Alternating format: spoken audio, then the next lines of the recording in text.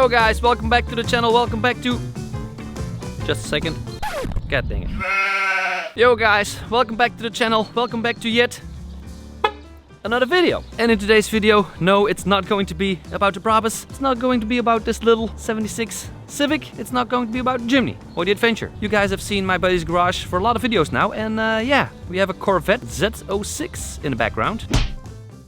2005, 500 horsepower, 1400 kilograms. We're gonna do some work on that. And I asked a lot of you guys if you really wanted to see the Z06, whatever you guys call it, because it's a gem.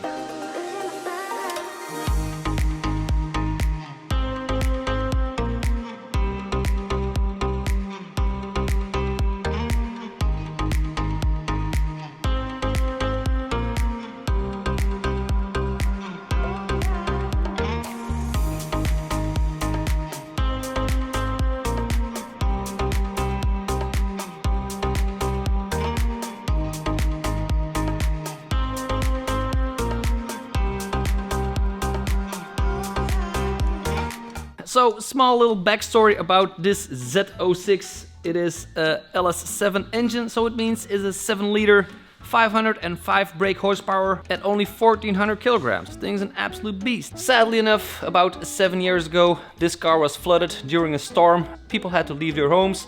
This car was stuck inside a garage. Garage got flooded, and this vet was underwater for about 50 centimeters for a couple weeks.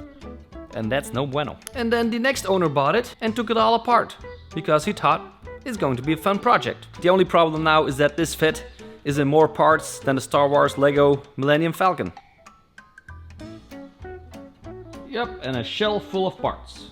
That's a lot of parts. And it has not been running in the last 7 years. We're gonna try and start it up today for the first time in 7 years. So, getting underneath the vet, of course, because it was submerged in water, it was very oxidized. Now, we do have a friend that owns an ice blasting machine. And I see you guys thinking, ice blasting? Did he shoot some strawberry ice cream against the bottom of this vet? No, we did not. It's called ice blasting. It's like sand blasting, only with ice crystals. It's a lot more clean and does the job really well.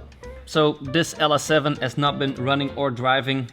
My buddy bought it and didn't even start the engine, so we're not really sure if it works in any way. But today we are going to try and fire it up. Try. Now the previous owner did say he put new spark plugs in it and new oil. So I'm gonna believe him for his word. And as you can tell, this is an electronical nightmare because the mapping sensor was cut. More sensors down below, ABS sensors, whatever, a lot of those have been cut. So yeah, that's might be an issue today that we're gonna run into some electrical problems. First things first, let's put in the battery and let's see if we can get it running.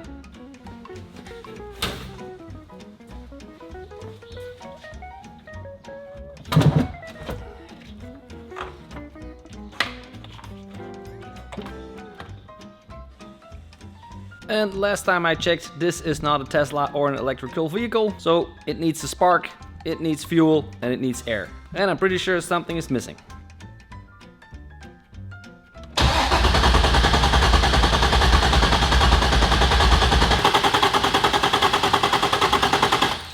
Well, paint me green and call me a pickle, but this vet ain't going nowhere. Spark, fuel, air. Pretty sure we got air, so next up, let's see if we can get a spark.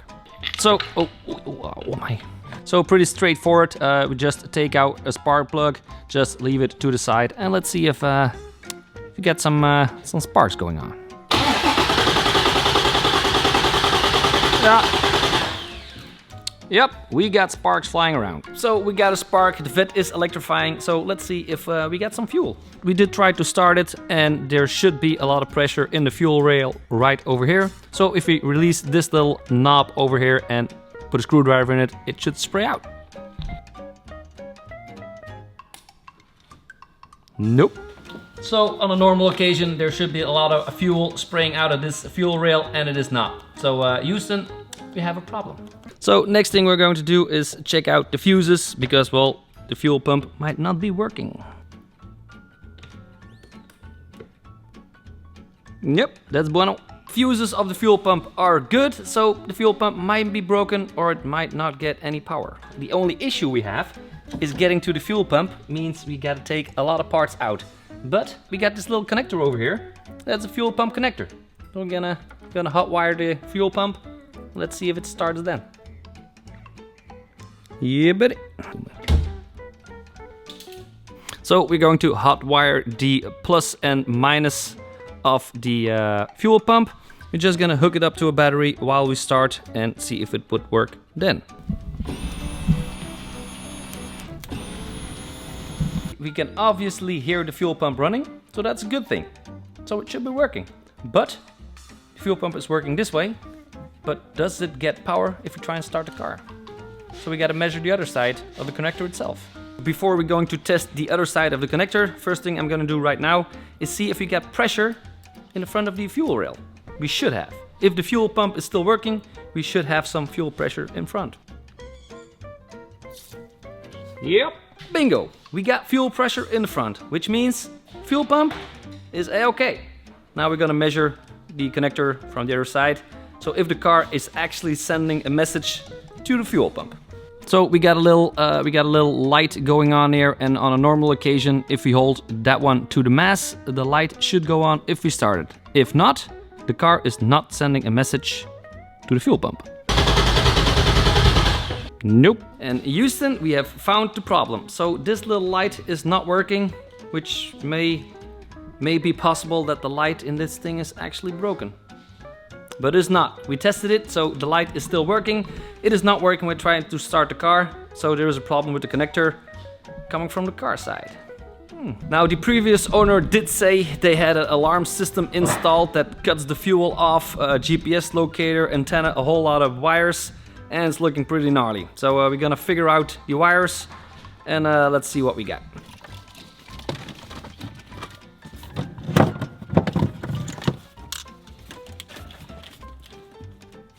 That's a whole lot of wires. So we got this little alarm system connector, something like that. We got more parts, like a GPS sensor or something. No idea what it is. We got a lot more wires. We got way more wires that are not supposed to be in this FET because it doesn't have the alarm anymore, but it still has all the wires and relays. Might be a problem. And a really fun fact about the Corvette. My Suzuki Jimny has 16 centimeter speakers, and the Vet has like, dude, this is like 30 centimeter subwoofers. This is crazy. Look at that, Jesus. So yeah, we just deleted a lot of wires that are not supposed to be in there, and they could cause trouble to get the fuel pump from not going. So yeah, let's try and start it up again. Oh. Houston, we have ignition. So it started up just a little bit. It did go down again, maybe some fuel issues again, but gotta keep trying.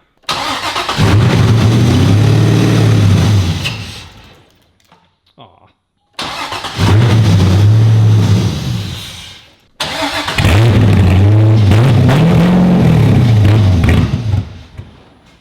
Oh.